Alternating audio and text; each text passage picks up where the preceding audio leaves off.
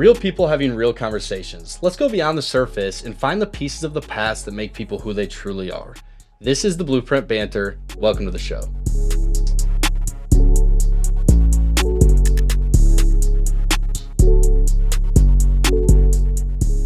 I think we just kind of get started by, I guess, the inspiration behind this, why we're here, and why I think it would be cool for us to do this.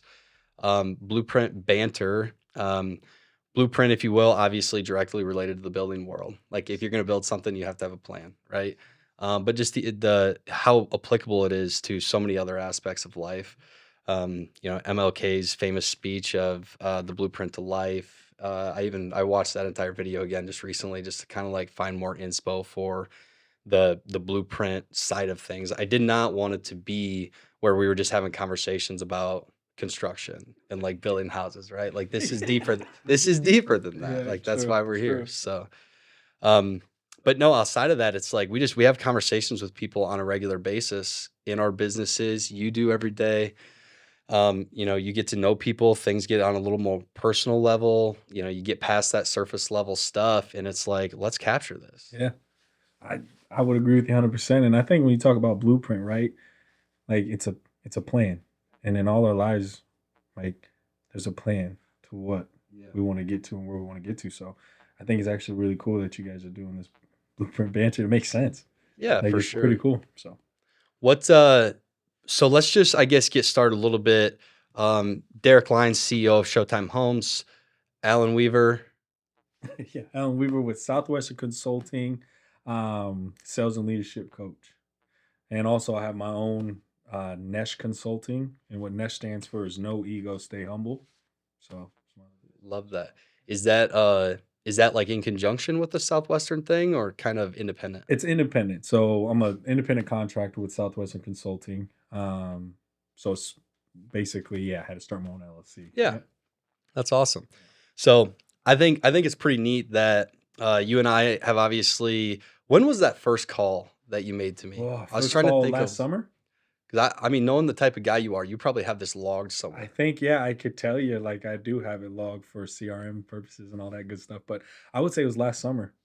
It was So, last summer. so last summer I became a lead, Yeah, right? So absolutely. I think it's really interesting, and where I kind of want to get started with this conversation is, I'd like to think that we became friends over the last few months. Yeah, It's no, absolutely. No, it's absolutely. but that really it came from a cold call. Hmm. And when we start talking about sales and we start talking about business, a lot of times I think the connotation that maybe gets carried with that is things are typically shallow. They're transactional. Especially if you're talking about cold calling. And essentially, you cold called me. That was that first phone call.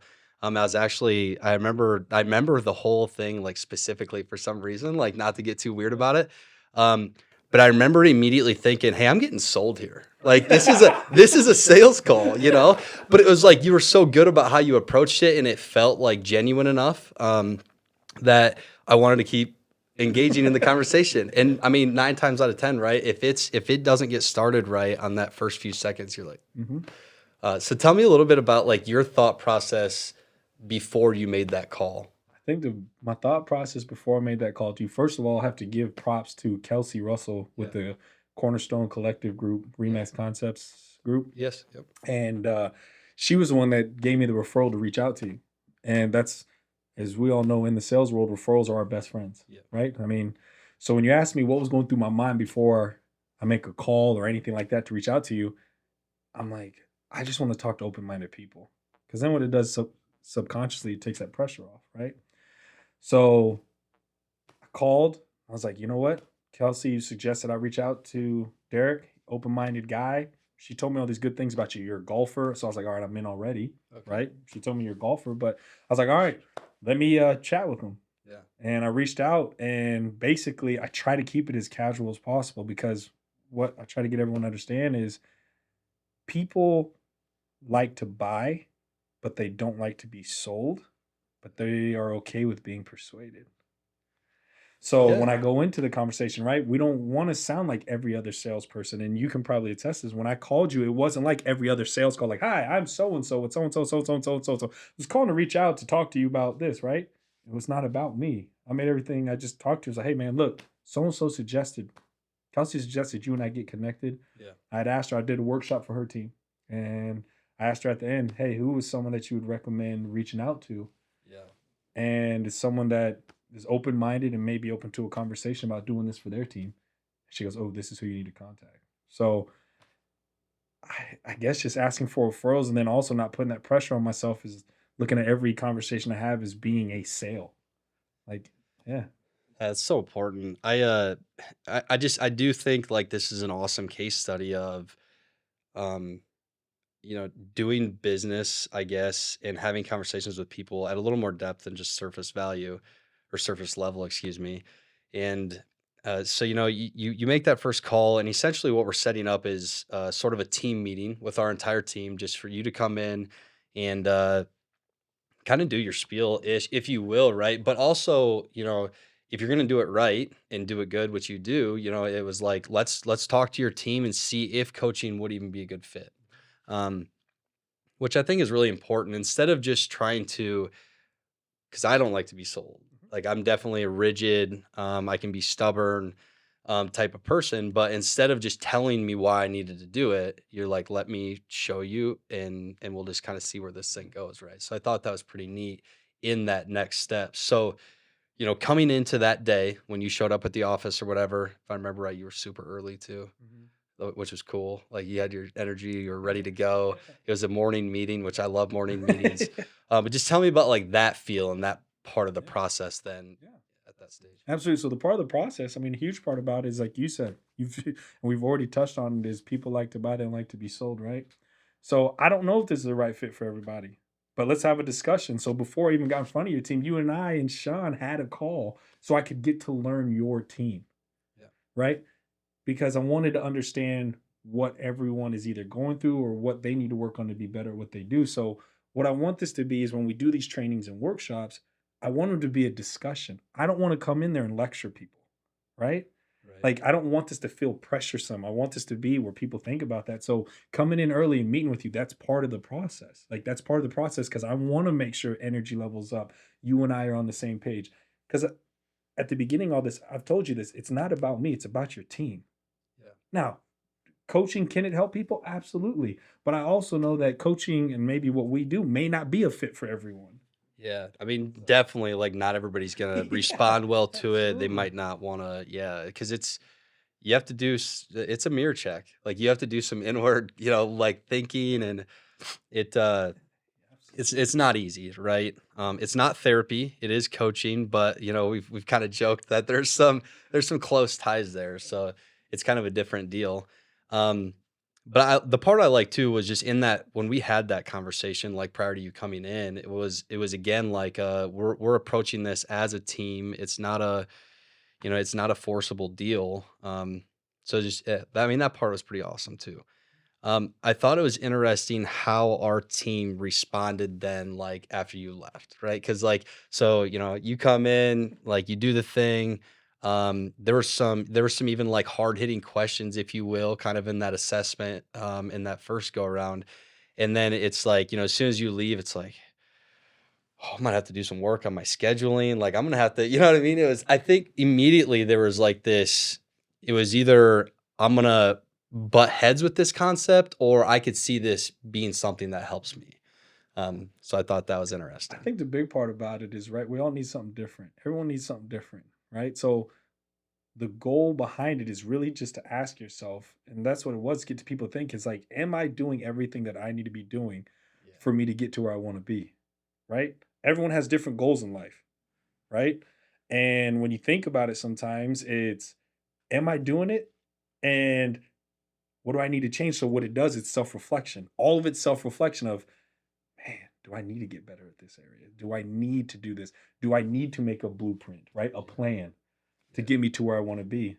And and that's how I tell everyone. I'm like, look, at the end of the day, if outside accountability is something that can help you get to where you want to be, let's have a conversation. It's so natural too, because like at that, like from a Showtime perspective, like at that time, the phase of business we were in was very much so. We had people working with each other on our team that just hadn't had the experience together um, for a long time. And Matt obviously just being an absolute beast in his given right with what he does, just hadn't had time with Alex, like on the design side, and so Not that there was really any, like, risks there that was caused from that, like, in the beginning stages, it just felt natural to start getting some, like, solid direction and guidance to make sure that that thing took off on the runway the way that it needed to.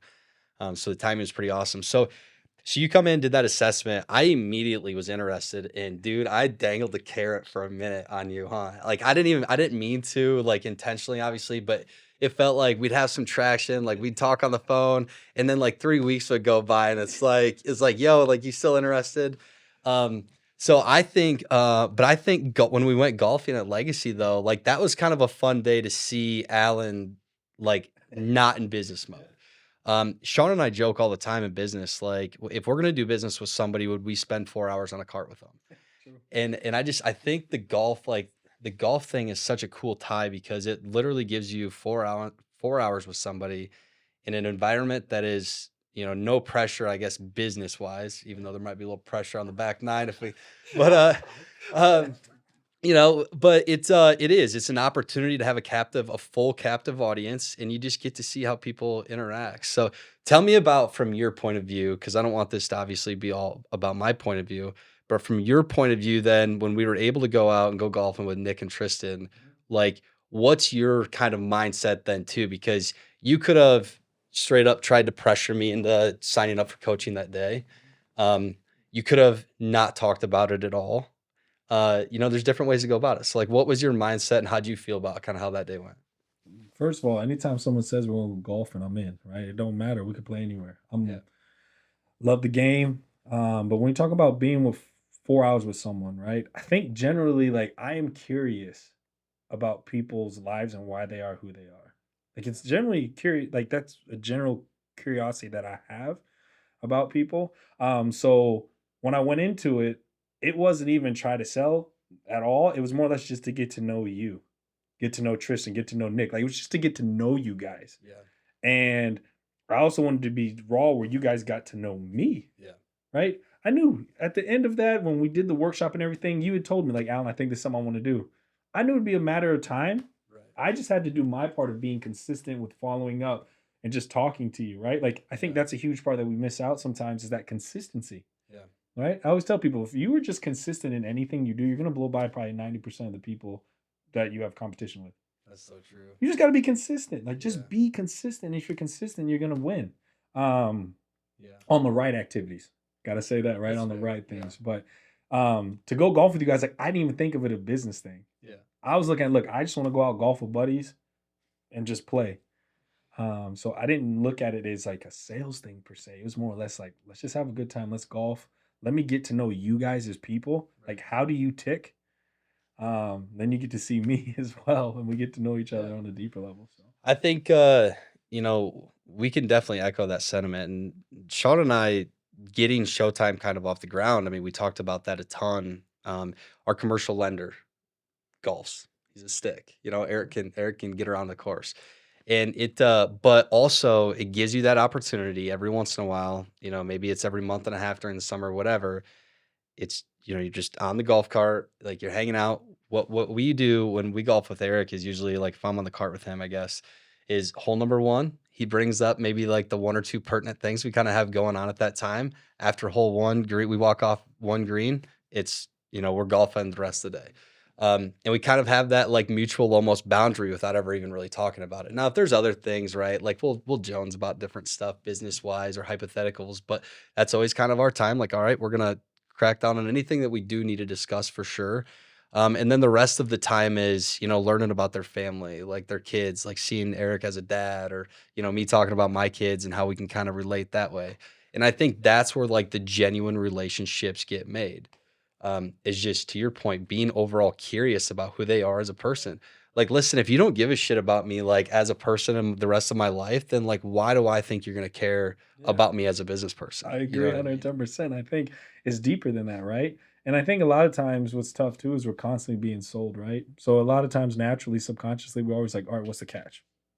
Right? Like, what's the catch? Yeah. Like, this person's being real nice to me. What's the catch? Right? Like, it's just normal human, right? Human psyche. So we've Yeah. been conditioned to think that way. But you hit it right on the head. Is like when you're out golfing with someone for 4 hours, you see the good, the bad, the ugly in a positive way, right? It's funny sometimes. Like, It's Yeah, it can be golf is probably the hardest sport game that you could ever play I because there's know. highs and lows, and in Yeah. in one hole you could have every emotion in one hole, or it could be in 2 shots. You could have almost every emotion, right? I So, love how you, by the way, like, yeah, like fucking guy's a golfer.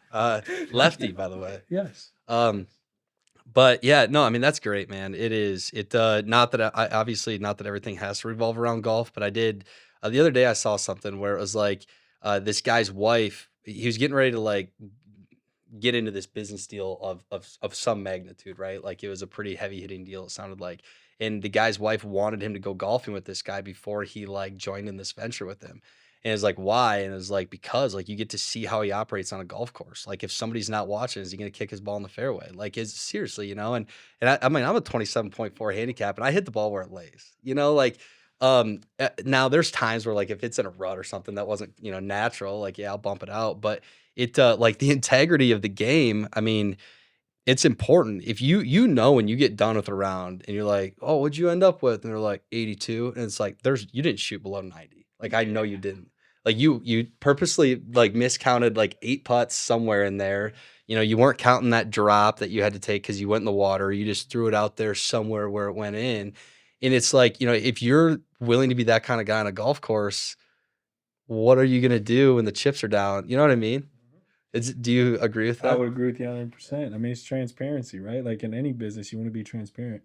In golf, it's you basically police yourself, right? In all honesty, like it's all about you. Like if you want to lie, you can lie if you want to, right? But it's gonna show at some point, Yeah. right? Like even in business, if someone keeps lying, it's gonna come up at some point. Yeah. So I would say I agree 100% with that.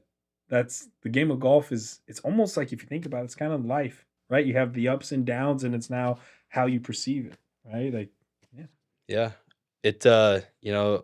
Sean was kind of like he's the one that like pushed me into getting into golf, right? Like behind business or whatever. But also like he was the first one. We were playing in four man and I was getting frustrated like through my club because I chunked a bunker shot or whatever. It just and I mean, dude, I'm terrible at this time, right? And like early 22. And I'm not even good now, but like I was so bad, I just could not make contact. And you don't give he's like, yourself enough credit. You're better than you He's think. Yeah, well, yeah, right, he's like, right. "Man, you suck. Like you suck right now at golf and like you need to accept that. Like everybody's like what you need to learn is is here to have a good time. And you can golf bad and still be somebody that like is fun to golf around. And work on it on your own time, take lessons, put the time in at the range, whatever. But here right now, like in this four-man tournament, like you need to have a good attitude because like you're messing with the psyche of everybody around you right now. And I was like, check that, dude. Ever since then, like no matter how bad I'm doing, I mean, I might say a couple choice words, everybody has those moments, but overall, like I'm gonna have a good attitude. Like we're out playing the best game that there is to play. We're grown men playing a child's game in great weather on a beautiful course. Like, how can you be upset, I really? So, agree. I agree. I mean, that's a hard thing. It's hard because everyone has standards, right? And I had someone tell me this that's helped me. It's like we're not good enough to get angry, right? Like yeah, you're not like this is not our profession. We're doing this for fun. yeah, No, I get it. There's certain shots you hit that are frustrating, but if you can kind of go, huh? And that's why golf is so awesome because you can have a bad shot and you can go to the next one and hit the most amazing shot, and that terrible shot doesn't mean a thing. Right, like, that is the coolest thing about it, is, like, you have one bad shot, then you don't have to compound it into something worse. yeah. It can be better. It can It's a be huge life lesson. That's a great point. Yeah, it's if you can mentally overcome that. I mean, I've had so many single digit handicap shots. It's so many that like I don't even know what gin caps out at, but like 80 handicap shots, right? Yeah, that's a really good point. What's so outside of golf, like, growing up wise, do you think there was, like, things that, happened, like, do you have an uncle that was kinda influential? Or, like, were there things in your life growing up that you feel like contributed to, like, having that kind of passion for, creating genuine relationships, if you will? Or was it something you kind of developed later in life where you're like, "No, this is how I'm gonna operate?" honest thing was growing up, man, like, Yeah, being in the military, right? Like, my yeah, dad did 30 years in the Air Force, so moved around a lot my whole life. right? So building new friends, being in a new environment was part of my life. Like that's what I had to do, right? Because born in Montana, then we moved to Mississippi, Kansas, Korea, England, and What are Germany. those timelines like? So basically, from 1 to 6, I was in Montana. From 6 to 8 was in. We go to Mississippi. Then from 8 to 10, I'm in Kansas. From 10 to 11 or 12, I'm in Korea. Wow. And then middle school and high school, I was basically in England until my freshman year of high school. And then my sophomore year, we went to Germany. Oh my And then lord. out of all schools, I ended up going to Wartburg College in Iowa, and that's what brought me to Iowa. So when you ask me like how does that, like I've always been curious because growing up and being around all these people, like I've had to get to learn people, understand people while I'm there to get to know who they really are. Yeah. But I've also been blessed enough to have a dad that allowed me to experience the world. Yeah. Right? He took me overseas. I asked him this 5 years ago. I said, Pop, why'd you take us overseas? And he goes, Alan, the reason why I did is because I knew the amount of money I was making at that time. I couldn't get you guys into the schools that you needed to give you guys that opportunity. Yeah. So I took you overseas because of the overseas schools, they recruit some of the top teachers in the country to come teach. So we were able to get that private school education in a way, right? Like here in Iowa, we're blessed enough where we have a pretty good education program, Yeah. but blessed enough to get that. But I'd have to give the props to my mom and dad for allowing my brother and I to learn That's crazy. through experiences. Like we used to go downtown when I was in Korea on Friday nights, go outside of the base into the city and sit down and people watch. So Yeah. I learned what drugs do. I learned what this did. Yeah. I learned and just saw it. And then as I got older, my parents let us explore. So my dad on the weekends would say, "Hey, here's a cell phone. Get on the train, go down, go, just go. If you guys can't get home, give me a call." I'm How like, old were you? so this was 16, 17, 18. In a country that you're not Mm-hmm. like Yeah, native. that's what my parents allowed us to experience those things. Like they just did. I can't explain it. I was just blessed enough to have a life where I got to do that. So when you're asking me about understanding people, like I feel like that's the true thing about relationships is like generally understanding why someone is who they are, because then you can learn so much about them. Because then now when they get angry, you're like, oh, that was something. That's trauma. 100%. Yeah. That's something from back. Okay, so it's just really cool to learn people's stories because we all have one, right? Like we all have a story. We all have why we are who we are. But yeah, I think that's a really cool part. Dude, you and I could not be any more opposite in that regard. Like, I'm talking like dumb farm kid. I grew up in North Central Iowa and I didn't move. Um, I mean, we moved around a lot when I was young with my mom or whatever after my parents got divorced. But I mean, for the most part, like my roots were always in the same. Like I graduated the class of '52. When I moved out of my dad's house, I moved to an acreage 3 miles away. So it's cool, right? And this is like that's why we're having this conversation. I didn't know all of that about you, like at those ages, but it's wild that now, here I am in my 30s get introduced to you and it's just like two people from very different backgrounds end up crossing paths and like you get to learn more, get to develop more as a person, and it's incredible. What do you think it's natural for you, like, so if that was your upbringing, you kind of gave credit to your dad for having that mentality of like go experience and figure things out on your own. As a dad now, do you possess that like same quality or is it harder for you to kind of let go of your kids sometimes? No, I told my when my son was born, the things I just asked him to be when he was little, I'd hold him and I would just say, "Man, I hope you can just be a good person Yeah. and put a smile on someone's face and be respectful to your mother." Yeah. Say that over and over. It's like almost like a chant, Yeah. right? Like I would say that to him because at the end of the day, that's all I can hope is that he's just a good human, Yeah. right? Like and just respectful to people and put smiles on people's face because it's the world is tough sometimes, right? So Yeah. if you can just be a good human, right? Like I have this in my house. It's like just be a good human. Like there's a huge sign that we have in our kitchen, and it says "Be a good human." Do you think generally speaking, Lions fans are good people? Okay, so that's a little bit besides the point because we've never been in that situation. So the way that some of us are acting, like we don't know how to act because we're in I get that it. we've never been there, I right? get it. Like I was telling my friends that I was like, we've never been in this situation, so I don't know how to act. So when we were up, I mean, we should be in the Super Bowl. Like, and let's just call it what is that day we were the better team. We just didn't execute. So, but that's Man, a sensitive subject, man. Vikings Twitter right now, Yeah, X, is it's a tough place to live with somebody. I mean, Amon-Ra St. Brown is better than Justin Jefferson, I'm seeing. Wow. I That's mean, it's I'm not saying he's not talented, just hard to, like, say that when none of the facts back it up. I look. I'm not going to argue about that. I'm just saying, like, Justin Jefferson is very good. I'm not going to deny that, but I've heard of trade rumors. You don't trade great people. Okay. That's Now fair. it could be cap space too. I don't know, but I'm Colin just saying. Cowherd, not on the Blueprint Banter podcast, but on another show, potentially did say Yeah. that Jefferson should go to the Patriots, and I'm not. I don't think I still respect him. I think he's one of the top, if not the top. St. Brown is a stud as well. Um, so I'm not going to take away from either one of those guys. But being a Lions fan, I'm kind of biased, right?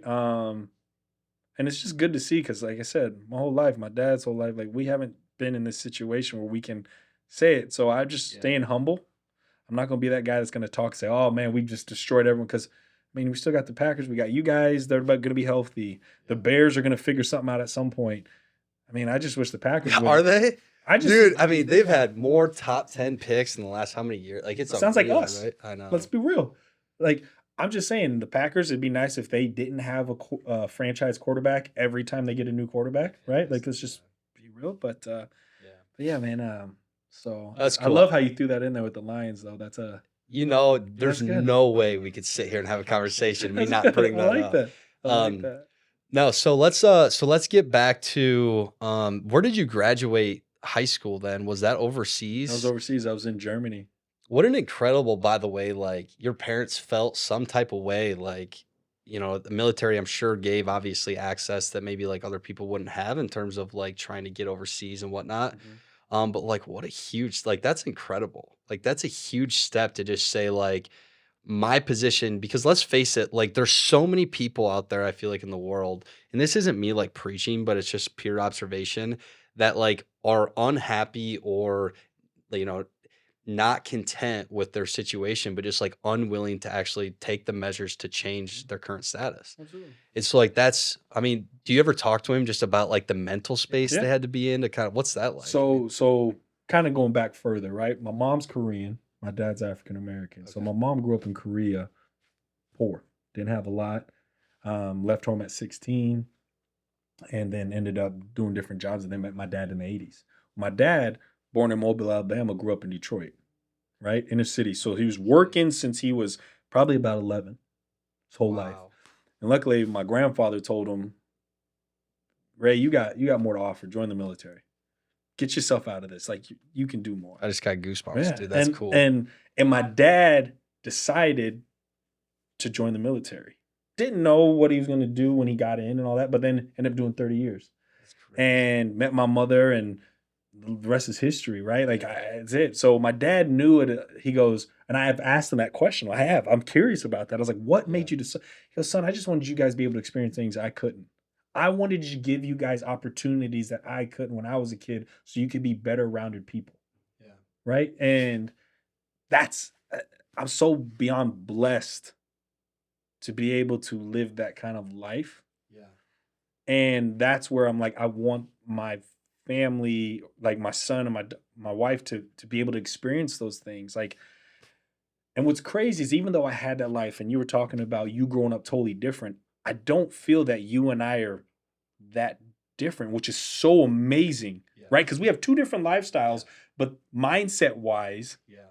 I'd agree. is pretty close. Like, Right. right? Like, and when you talked about that, like a lot of people may be in certain situations that they don't like or they're not happy about it. But a lot of the times we try to control things we can't control, right? Yeah. And those upsets. So like when you think about it, there's only really three things we can control. It's our activity, our mindset, and our time. Yeah. That's it. And I think it can't be like understated, the mindset piece. Like to me, the mindset piece just if you have the right attitude about just going about life, like everything else with the blueprint becomes easier. Like I just mindset to me is like that's just where it has to change, and we could we've talked a little bit about like my personal story, right? But like when I made that shift, like it just that's when things changed. And it's not like that means instant success or anything like that. It just everything becomes better when you're thinking positively. So yeah. I'd go off even more on top of that when we talk about positively. Like, can you be positive every day of your life? It's hard. Life happens, things happen, but it's clarity. It's really asking yourself, what do I really want? And then also part of it, I mean, there's that analogy of the dog that goes lays on the same spot, right? On the deck, right? Goes out into the front porch, lays on the same spot. Never heard There's a this. nail sticking out. Goes out, lays on it. Dog moans and complains all day long, right? Next day does the same exact thing, right? So at the end of the day, when you look at it, right, is that pain and that discomfort uncomfortable enough for you to make a change, right? And Yeah. for some people, it's like, I'm tired of this. I don't really Yeah. know. And now here's the thing that's tough too, is a lot of people go, I want to get here, but I'm right here right now. But we gotta understand it's like you said, baby, like getting there just little by little to get there. Like it ain't gonna all happen overnight. Yeah. Maybe you get something that could. I'm not gonna deny that. It can happen. But it's like a lot of us think the goal's up here. I could never do that. Okay, what are some little things that we can do to get you there? Oh well, I can do this. Okay, cool. Let's do Yeah. it. Right. So it's that action. I think for me, when I heard the first thing that like I can relate to, I guess that probably started like the journey of me changing my mindset was when gurus like these guys on Insta and whatever, like trying to preach to people, and it can be much. It can be a lot sometimes. And I think for me, it's always just been this is kind of applicable to basically everybody I meet in my life. Like you just kind of gather the things that you feel like make sense to you and you can apply, right? Because if you don't apply it, then you're not going to get any traction.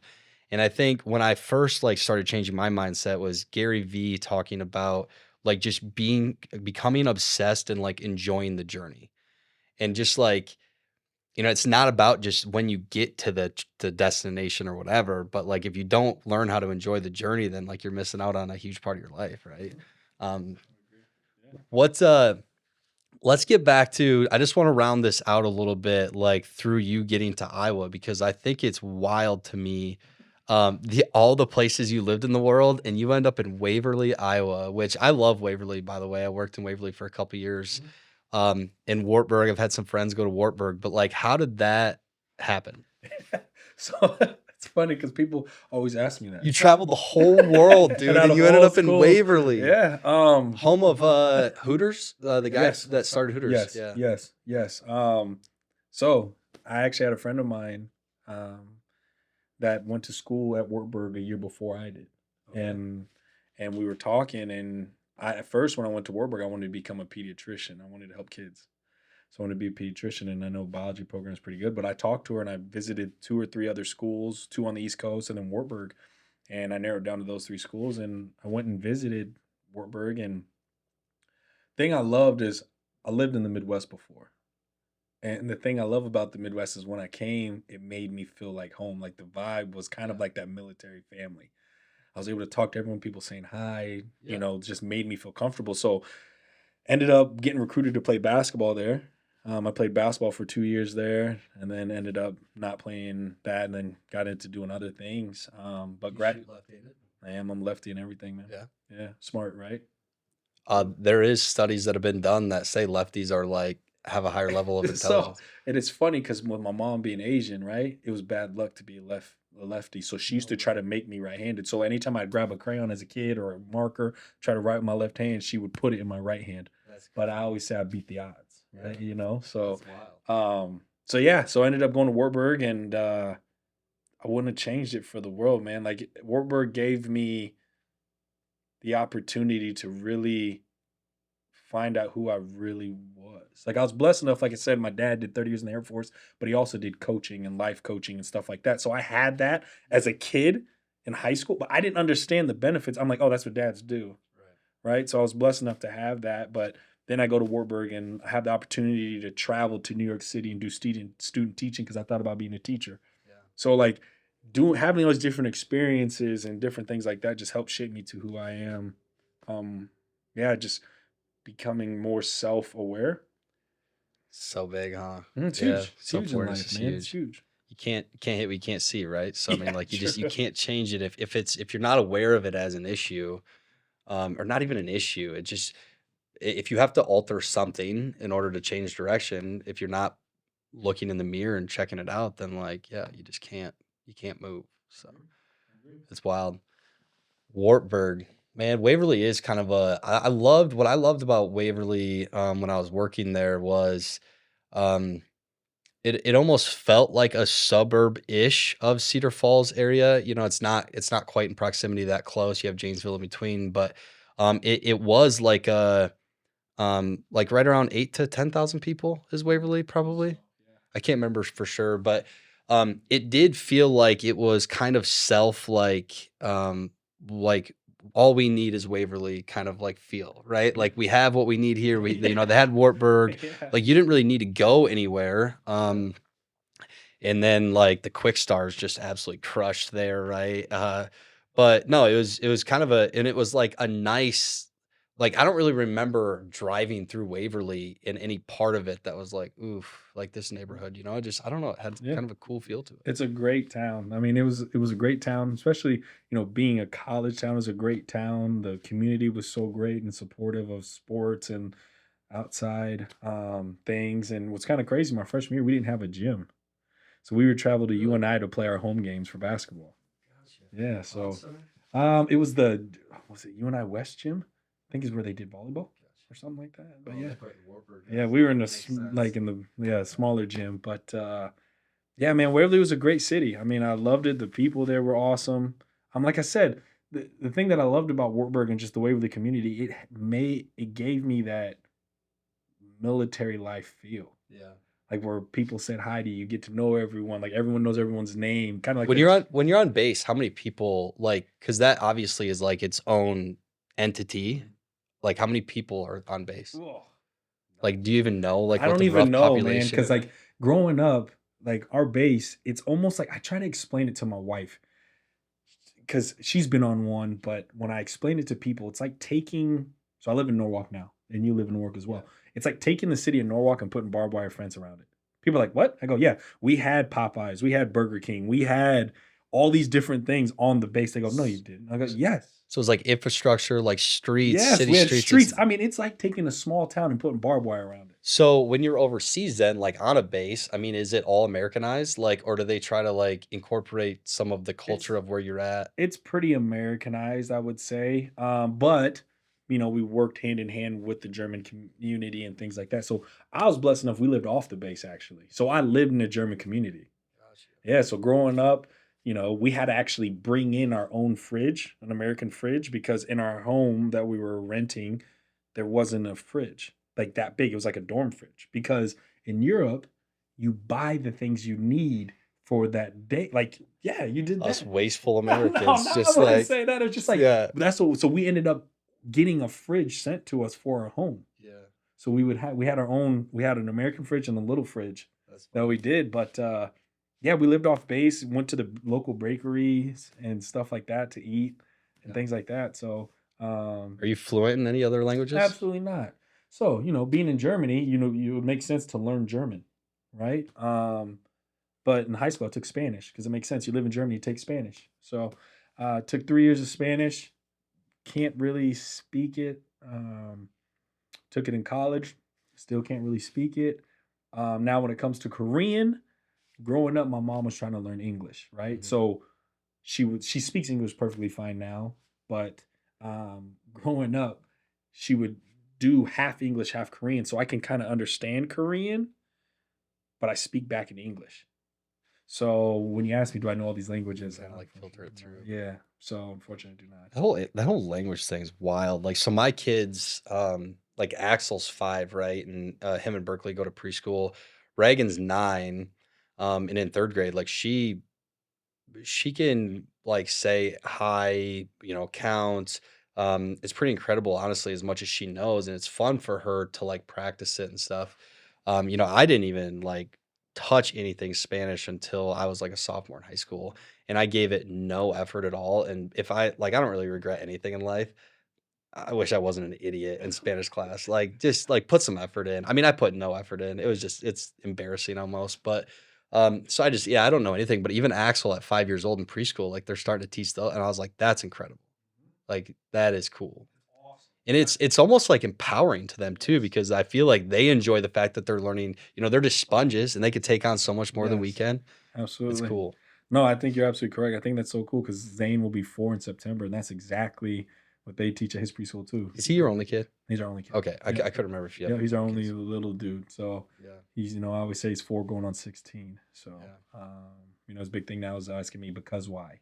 Oh, Like yeah. everything's because why. I'm like, dude, just can you please just do like Axel's is, "I mean," and then he'll, like, go into something, like, oh, yeah, it's crazy, dude. it's That's a wild yeah. stage for sure. It's cool though. I mean, it's amazing. Like, and you probably can attest to this. Is you learn so much from your kids, Mhm. right? And I thought about this a little bit. I was like, why is it as we get older we forget to have like do like kids do, right? Like, who cares about your ego? Like, ask questions. If you don't understand, ask questions. A kid is always going to ask questions. If they don't know, they're going to ask you that question, Yeah. or they're going to tell you. Sometimes they're a little bit too blunt, but like that kid mentality. And I know there's a few books out there that talk about having that kid.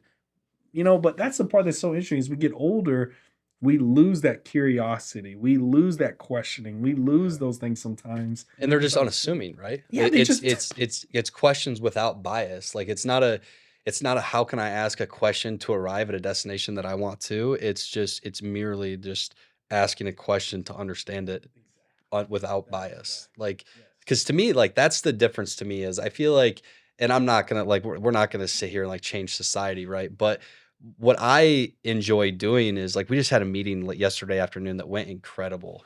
And Dave Harmeyer with Vista, um, like, just literally got to, like, pick his brain. It's the first time I ever met Dave, and Brian McMurray was there. He's an awesome dude too. And got to, like, pick their brains on stuff, but Dave's one of those guys that, like, you just shut up when he starts speaking, and it's hard for me to do sometimes, but he's one of those guys that immediately it's just like, "Oh, yeah," like, he's got some nuggets that, some experience, and it's so cool, and so when you're asking people like that are a wealth of knowledge questions, it's like, don't gear it in a way that you're just trying to like manipulate the conversation to get what you want to hear. Like sometimes we just need to hear raw stuff Yeah. and then we filter it how we need to. Absolutely. I think that's a big part. It's like a lot of the times people want things to be black and white, right? And when I say black and white, it's like right, wrong, right, wrong, right, wrong. Yeah. Now, I get it. There's a whole other thing we can get into about that, but a lot of it is gray. Like, if we're really looking, a lot of it's gray. And when you ask questions and whatnot, it's curiosity sometimes, but people look at it as an attack. Mhm. Like, you can have your viewpoints, I can have my viewpoints, but let's talk about it so I can better understand why you feel that way, Yeah. right? And I think that's the part that sometimes is hard for some is just to ask the questions to just better understand because in their mind they're like, "Oh, this person is trying to fight me." No, no, no. I'm like, seriously, I'm generally just trying to understand like where'd you get that thought process from? Like that's interesting. I never thought about it that way, right? Well, I mean, sometimes your approach, like it can feel a little therapist. Like True, true, true, true. You're absolutely correct. I agree on that. It's just I think a lot of the stuff can be gray. it is funny though too. Like so, like one of the things I mean, like after we golfed and then, we bumped into each other trick or treating, right? Yeah. And in those different moments, it's like I understand and like I start to understand you. I feel like as more of a person, like as we have phone conversations, or whatever, and it definitely like seems to be more genuine. And I think honestly, like people are caught off guard sometimes by someone who's just truly genuine. And like I'm serious. Like I think people are caught off guard with like, wait, he's not trying to get anything out of me. Like, what's this about? I Like think that's just a sign. Like I said, like we're always being sold on something or like someone's trying to convince you on something and yeah, it's hard. Like we naturally, subconsciously, we all have our guards up, or like we have a guard up, and it's just human. Like that's not right, wrong, and different. It's just human. So, for yeah, you're sure. absolutely correct. What takes you from, like you graduate Wartburg then, or I assume you graduated from there, you didn't transfer or anything. I You did, hit the I hit the did, I portal did, I up. did, I did, I did. Um you go play at Duke then to finish out No, or no, no. I decided, I enjoyed, I love the game, but I just decided basketball wasn't my forever. So, I ended up getting into other worlds. I did like a golf management internship in Waverly at the Waverly Golf and Country Club. So shout out to Scott there. But no free shout outs by yeah. the way, we're gonna need a sponsorship for that Yeah. one. But overall, I mean, overall, like it was just more or less like just get more clarity of what I really want to do and put myself in situations to get to where I wanted to be. So Yeah, that's awesome. So your son's 4, you said. yeah. What do you think? Because you touched on that, and I just want to make sure like we don't breeze past that because I think it's so crucial. Like, I just don't feel like I became a man until I had kids. Like, I just man, like my just outlook on life in general. And I still would say I'm a whip. I'm definitely a work in progress, but I have some things I need to work on. But like, I think my outlook entirely changed when my firstborn was born. You're absolutely 100%. And if everyone has that opportunity to be a parent, it is life changing, right? It Yeah. puts a lot of things in perspective for your life. Like being real, the things I used to worry about once I have a kid, I was like, ooh, like that ain't even that big of a deal. Like, Yeah. what? So you hit it right on the head. I think being a parent, it's just, I told my wife, and I'm not going to lie, we had this conversation last night. Being a parent is still surreal. Like, I forget, like, I know I'm a dad, but, like, sometimes it doesn't Yeah. feel like it. Like, Right. I'm like, "That is my son." Like, it's still a surreal thing that I am a parent until I get hit in the head with something, or I'm like, "Oh, yeah, that's a yeah, I'm a The parent the now." doctor hands you this life, Yeah. this living human being that you're like you like in essence you have no idea what you're doing. Mhm. And I think that like aspect of it, and Jordan, like I mean, she makes my fiance makes me being a dad easier for me, like because of who she is. I mean, she's a fantastic mom, and like so like it's fun to do it together, like you're not alone in it, and so that's something I think in business and life, anytime you're not alone in something, obviously it's easier, but yeah, it's incredible. I mean, you're just handed this kid and it's like, okay, let's go Yeah. figure it out. And Zane was a COVID baby. Oh, So yeah. so that's a whole nother like, but I didn't know any different, right? I didn't know. Like, I never had a kid before that. So Zane was a COVID baby. So it was legitly just me in the room. It was me, my wife, amazing nurse, and a student nurse. That's it. So then my wife's going into labor. I had to help. I'm all hands on deck. So I'm that guy holding her other leg and all that fun stuff. So I had to uh do that too. yeah, I didn't know any different, but being a coach, but you're right. Um and I gotta give shout outs to all the moms out there. I'm gonna be real, like they're way tougher than us. Though I'm not gonna try to deny Oh, that. I mean, when it comes to like getting sick, I mean, Jordan's home with literally our kids right now. This morning, Axel came home with a cough yesterday. Berkeley had, some stomach stuff going on. Woke up this morning. I had to leave early to go to a 7 o'clock meeting. And she texted me like it's a literal shit show at home, and like had to stay home with the kids, And honestly, in the back of my mind, selfishly was like, she's so much better equipped to handle that situation than I am. Like, and obviously, like, not fun for her to have to deal with, but I mean, like, I am very poor in those scenarios. Like, it's just yeah, moms, I don't know what it I is, but They're amazing. And when Zane gets sick, like the only thing my wife doesn't enjoy is throw up. So I'm that guy that's like, it's okay. Like I'm all right, okay, I'll do that. Like I'll do it. But yeah, moms are amazing. I mean, what they go through, what they do, like and I'm sitting up here saying that, like you said something that really hit home is like life is tough to do by yourself. yeah. And I'm sitting up here today because of my wife believing in me when there were times that I didn't believe in myself, man. So I'm not trying to get all soft, but You have some moments in your career where you're just like, "What the hell am I yeah. doing?" Like, because I mean, let's face it, I think it would be tough for you. You are a business coach, right? And you have your own consulting business. Um, it's like if your physical trainer doesn't have a six pack and isn't just you like never eats a carb. So like, I mean, because like, I mean, it's got to be like you're a human though, and so like you can obviously lead people to water, whatever. Like the tools necessary, but is that tough for you? This is a two-part question, I guess. So obviously, have you had those moments like, what the hell am I doing? I need some help from wherever it may be, and then B, like trying to uphold yourself maybe to a standard that isn't realistic at times because you're a business coach. It's funny you say that. It's funny you say that. So to answer your first part, right, of talking about, and actually, what was the first? Because I know there's a lot in there. So the first question, what was the first question? So the first question would just be like, have you had those moments in your career where you're just like, what the hell am I doing? Yeah. Oh yeah. I mean, there's times, right? You know this when you're starting out your own business and whatnot. There are some dark times, right? Especially when you go from something where it's consistently coming in and you start from something from scratch, from zero, and you're building something like it ain't the same right now, right? Like it's not, and you're going, okay, I'm putting in all this work, but I'm not seeing this right now, and I have to be patient. And you got people saying, just do the work, be patient, do the work, be patient. Like, okay. Now, when you talk about the coaching side of things, like I actually use in a positive way, my coaching clients motivate me. And the reason why I say that is because I don't want to be a hypocrite and tell you to do something I'm not doing. So I'm a practitioner first, a coach second. Yeah. So like when I see a coaching client going through some stuff to be better on themselves and their business and going through that, Yeah. it motivates me. Like I have coaching clients right now that are my accountability partners because I'm like, we can't do this by yourself. So if you're trying to do this, let's do it together. They're like, what? I'm like, yeah, I'll run with you. And they go, what? I'm like, yeah, let's run.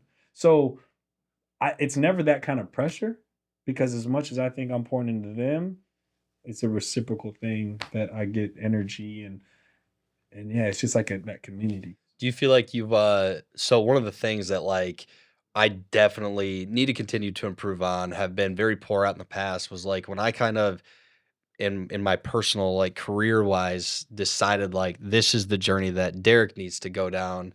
Um, it's not just Derek. Like we're a family of five, right? So you're obviously like people have to go on this ride with you, and it's so hard in the beginning when you're trying to like change the tides of what's your current situation. You're trying to like make those moves. Um, Sometimes you just put your head down. I feel like and kind of have the blinders on, and you need to be aware of like how your choices are affecting everybody around you. And so that was like probably the toughest thing for me in the beginning was just like understanding that other people are being impacted by my actions and like the time, right? Like the time I'm spending away from the family. Like Jordan would ask me, like, are you gonna be here this weekend for Reagan's birthday? And it's like that should be something that you never like had to, but it's like literally like when we were trying to get Showtime off the ground, it's just like, I know you're probably gonna be working. Like it's Sunday, but you're probably gone. Um, and then like the implications that that has. So, like in your come up, if you will, or like in your career, like has there been moments where your wife kind of had to be like, Alan, like, what are we doing here from a time management, or has it always just kind of been cohesive between the two of you? I think it's like my wife, and I'm gonna talk about her, and I might get a little emotional, but like, she's the reason why I sit up here, man. Like, it's that transparency of talking with her and being like, Jamie, like, she was the one when I came to her and say, hey, this is what I want to do. She's like, do it. I'm like, that's it. She's like, yeah, do it. I trust you, Yeah. and that's big. And what I've realized is like for myself, I'd ask myself those questions like, what are the things that actually matter to me? Right? It's having that look at myself in the mirror is like what things actually matter, and then making a priority for it, right? Because if you think about it, and I think I've told you this analogy is if you're a nice person, why do you need to tell people you're a nice person? Just be a nice person. Same thing. Like if you say you're a family person, make time for your family. Yeah. If you say you're this person, just be that person. Like don't say it and then not do it. So when you ask me, like, do I ever have those? Like, I'm transparent with my wife enough, and I just talk to her, say, "Hey, Jamie, I got this coming up. What do you think we got to do?" And she would tell me. So Yeah, I mean, I do. I think that's it's wild how important that is to have people in your life that it's a certain amount of blind faith. Like it is. And when you're trying to move and shake or whatever, do something that is uncomfortable to not only you, but also the people around you. It just yeah, it's heavy. it Right. is. Yeah. You're absolutely correct. But going to do that, and the coach we talk about it is, making the time for the things that matter to you. You build a schedule that allows you to be as efficient as possible. You control that. So And I think it's tough. Like, I mean, I can just relate to like starting Showtime and just in the early days and even like before that when I was working for other companies, but still trying to like cut my teeth, if you will, like in that area where I didn't really know what I was doing essentially. Um, like you knew what you were doing day to day, but just like, it's just a whole different world. And like there are just inefficiencies that it can't be perfect. It's very imperfect in the beginning. And if somebody calls at 3 o'clock in the afternoon, um, that has shingles blown off and it's going to rain, that night, like you might just have to go. Does it make sense? No. Like the make sense part of it would be to I have time in my schedule tomorrow at 9 o'clock, but like you just have to act. And especially like starting Showtime, like you literally like, you cannot have a company called Showtime and not like show up. true. That is Like, very there's just true. so many of those moments early on where it's like, I have to go. So, Jordan, yeah, I mean, if she wasn't there to support that, it would have been impossible, but That's what it is. You hit it. Can't do it by yourself, man. Like that's the part that makes it so awesome. It's like being blessed enough to be able to have that person that believes in your vision as well. yeah. and is willing to help you in achieving what you want. Like that's huge, man. Big. What you have any questions for me that you're curious about, like stuff you don't know? It doesn't always have to be me asking the hard hitting questions. I mean, like overall, like what everything you've built, why? Like, what is all this for? Like your vision of this stuff. Like, I'd love to hear that piece of like, what is all this for? Like doing the podcast, doing the Showtime homes, all that good stuff. Like, what is all this for? Yeah. Uh Sorry, I didn't mean to get that deep already, no, but yeah, but that's a great question. What I've yeah, that's a really good question. I think when I first started and understood that like the construction world and like the business side of the construction world, 'cause I mean I pounded nails, right? Um I farm kid growing up, like know the value of hard work, all that fun stuff, cliche stuff. But when I saw the business world of the construction side of things, I immediately, I think I made a comment to you the other day, like I literally felt like I was called. Like it was like when I saw that, and it was just it seemed so natural to me. I don't know why. I literally became obsessed and so kind of took off, but you still need more of like a purpose than that. And I think honestly, when I figured out myself, like what I was good at in particular and the strengths that I had, that was like the first step. And then it was, but if I'm really going to be somebody, and now it's not just about me, it's how do I elevate people around me like that are maybe stronger, like that make up for my weaknesses, whatever the case may be. But if I'm going to do something, I want to do it with a team that crushes. And like there's when you're able to help somebody like become more successful in their own right or whatever, like there's just that's a feeling that is different than any feeling you can get for doing something for yourself. And I think honestly, like Showtime, the way it's taken off, and I can be very honest in saying that I don't think I understood the impact that like Showtime would have as a name. Um, the bright colors in the logo. I mean, but my buddy Tristan like literally made me these custom Nike shoes like that have the colors right, and it says Showtime on the back. But like that buy-in, I don't think I understood the magnitude of what that could be when I first started it. And when I honestly, where I would say to wrap this up is the motivation and drive comes from is when I saw people respond to Showtime the way they were, like in that positive way, like literally saying it's Showtime whenever they get the opportunity to. That was like my addiction then to just like, we got to take this thing to the moon. And all of this other stuff, man, has just been a product of I'm so freaking fortunate to have met the people that I have along the way. Everybody that's on our team that have been able to put this together with us, and let's showcase it. That's where this comes from. It's just we're having these conversations all the time, and it's so cool the people we get to meet. So it's cool, man. I mean, I didn't mean to put you on the spot like that, but it's awesome. Like that's a cool thing to someone to have a clear vision and then doing things you need to do to get to where you want to be. I think that's so cool because you asked your sat with yourself and it's like, what do I want this to look like? And now you're making it a reality, right? By building a blueprint, a plan to get you to where you want to be. I And then think there's the that's element good. of like you get in it and you're just like, we can't stop. Like we can't just we can't hit pause. You can't pause life. You can't pause a business. Like other people are invested and bought into what you're doing now. Like our attorney or setting up like commercial lender, like that people that get tied into the business even early on. Like now there's buy-in from other people. They've invested their time and energy into it. And like you're not gonna just hit pause on that. You're not gonna just stop. So like it's kinda like you have to keep going then. So I don't know. That's a cool part. Yeah. Love it. It's good. Usually, people don't. Usually, it's like the other way around, right? It's your podcast. You're asking me questions, so like to flip and let me ask you a question. That's actually really cool I too. just yeah, I love that. I love that. I want this to be just like conversations. I like it. So I like it, I man. think that's how we learn, like you said. And then honestly, when it's good for me, and this is like kind of a selfish part of it, is I get to learn from the people that I'm gonna have on. Like we get to learn. I get to learn from these conversations as much as you do. And then when you ask me stuff like that, it makes me think too. So that's good. It's good. Well, it should be like that's the thing. Like I think that's a huge part about it. It's like just that simple question. It's like, what do you want? I will say too, like there is for sure a deliberate. I document as much as I can on purpose because to me, that's my accountability. When I see Facebook stories pop up like memories from a year ago and I'm saying the same things that I am today, like for me, that's my consistent.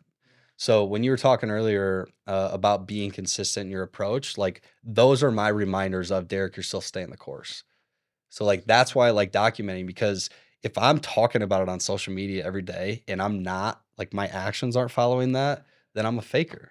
Like I'm, Yeah. you know, But you're not you, Derek. You wouldn't be a faker, man. Like, no, not you, no, man. dude, Like, like I'm I'm not not a a fraud fraud like like that. that. Like, Like I, if we're talking about the title of this is literally probably going to be genuine relationships or whatever. And like if you're genuine, you can't be just lying your ass off. So true. But the clarity's good, man. I love it. I appreciate y'all allowing me to be part of this. yeah. Um, it was fun. Like I said, this was a lot of fun for sure. So Thanks for the conversation, thank dude. you, brother. Hell yeah.